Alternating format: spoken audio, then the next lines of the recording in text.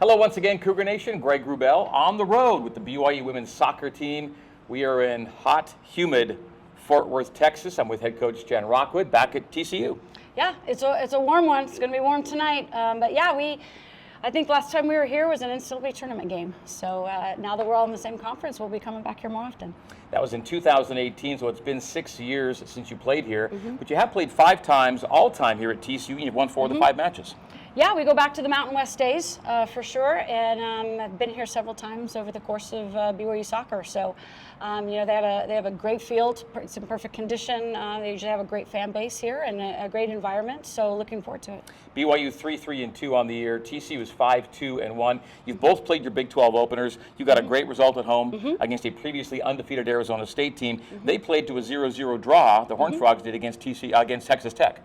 Yeah, TCU has played a pretty competitive non-conference schedule. They've played some really good teams, and obviously Texas Tech had a amazing year last year. It's a top 10 team, so I'm sure they're anxious to get some more points. I think this would be obviously a big game with lots of implications, both conference-wise and NCAA at-large-wise, with both teams doing so well. So we will have our hands full tonight. BYU picked to win the league in the preseason, and TCU right up there too. So this has postseason implications certainly. Yeah, absolutely. Like I told the girls, there's lots of implications on this game, and we want to make sure we start the conference off on the road on a really good note. We've played pretty well on the road and in a lot of good competition. So we've seen a lot of different things, and TCU is a very athletic, a very composed possession-style team, and so we'll want to, kind of try and bring our style a little bit more to that game, and hopefully get off to a really good start.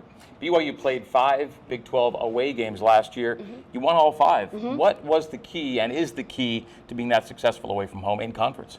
Yeah, last year being our first time, was a lot of new places, new teams for us, and I think it just was an excitement to kind of to start in a new conference and play these teams. And, we had a lot of experience with our team, a lot of veterans, and that certainly helped a lot. They've been on the road most of their career for half their games, so they kind of knew what it took, and we did have a ton of success. We want to duplicate that success this year for sure with a completely different team.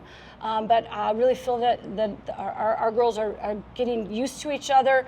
They have some really great game experience behind them now. So really, really impressed with the progress we're making. Dealing with even some more injury adversity. And it's been a tough year health-wise for your program.